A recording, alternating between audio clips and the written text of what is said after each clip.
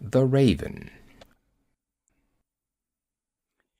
Once, upon a midnight dreary, while I pondered, weak and weary, over many a quaint and curious volume of forgotten lore, while I nodded, nearly napping, suddenly there came a tapping, as of someone gently rapping at my chamber door.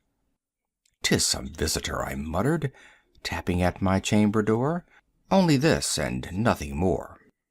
Ah, distinctly I remember it was in the bleak December, and each separate dying ember wrought its ghost upon the floor. Eagerly I wished the morrow, vainly I had sought to borrow from my books surcease of sorrow, sorrow for the lost Lenore, for the rare and radiant maiden whom the angels name Lenore, nameless here for evermore. And the silken, sad, uncertain rustling of each purple curtain thrilled me, filled me with fantastic terrors never felt before, so that now, to still the beating of my heart, I stood repeating, "'Tis some visitor entreating entrance at my chamber door." Some late visitor entreating entrance at my chamber door, this it is, and nothing more. Presently my soul grew stronger, hesitating then no longer.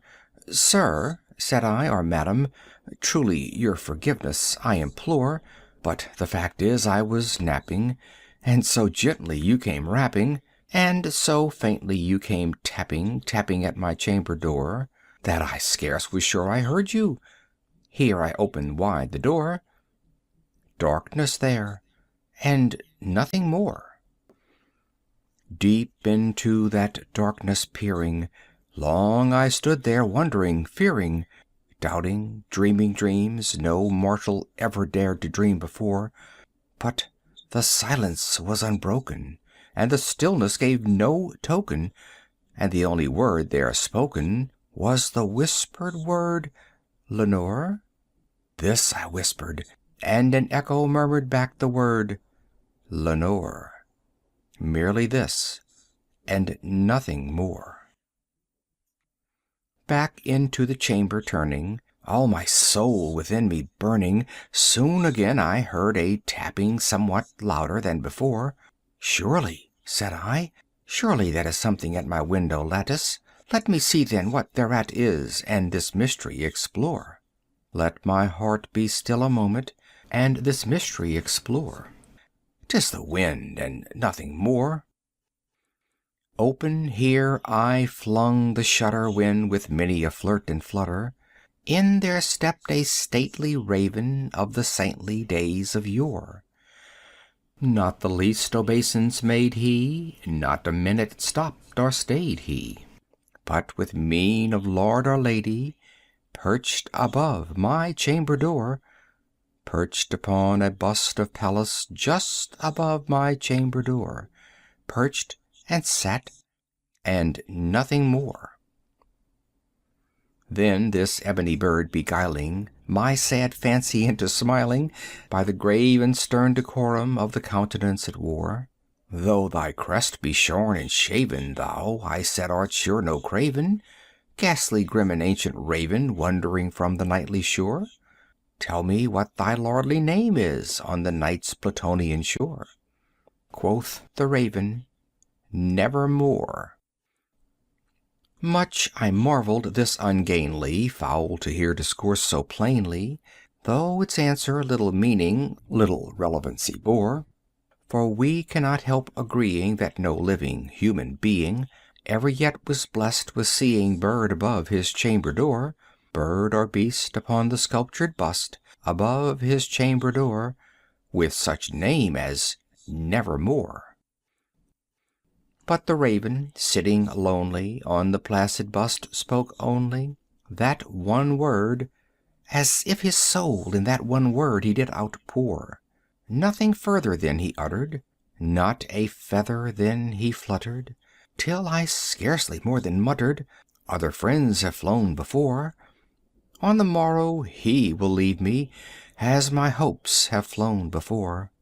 Then the bird said, nevermore. Startled at the stillness broken by reply so aptly spoken, doubtless, said I, what it utters is its only stock and store.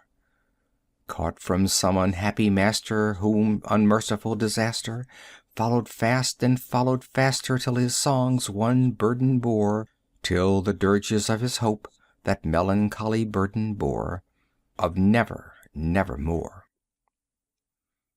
But the raven, still beguiling all my fancy into smiling, straight I wheeled a cushioned seat in front of bird and bust and door.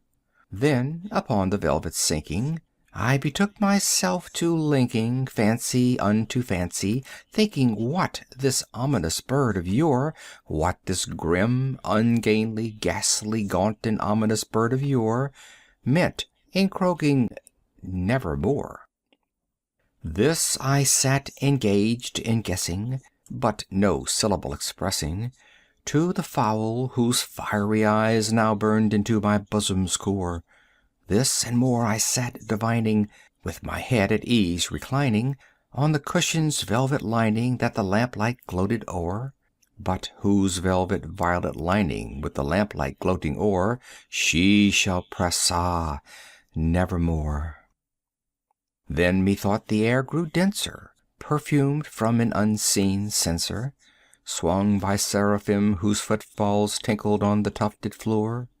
Wretch, I cried, thy God has lent thee, by these angels he has sent thee, respite, respite, and nepenthe from thy memories of Lenore. Quaff, oh quaff this kind nepenthe, and forget this lost Lenore.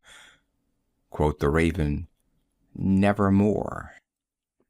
Prophet, said I, thing of evil, prophet still of bird or devil, whether tempter sent or whether tempest tossed thee here ashore, desolate yet all undaunted, on this desert land enchanted, on this home by horror haunted, tell me truly, I implore, is there balm in Gilead?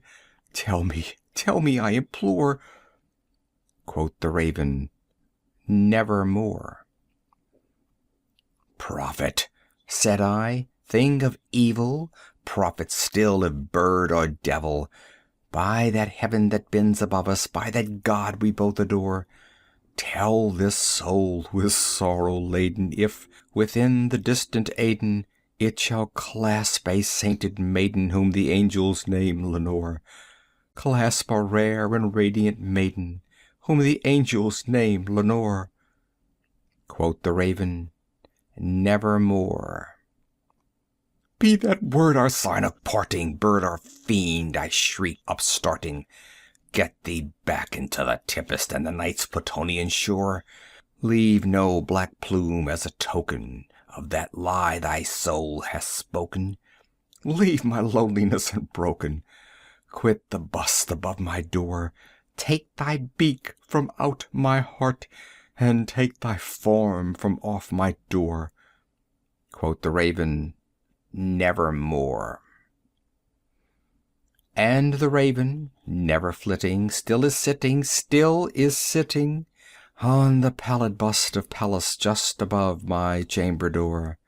And his eyes have all the seeming of a demon's that is dreaming, and the lamplight o'er him streaming throws his shadow on the floor, and my soul from out that shadow that lies floating on the floor shall be lifted nevermore. End of The Raven.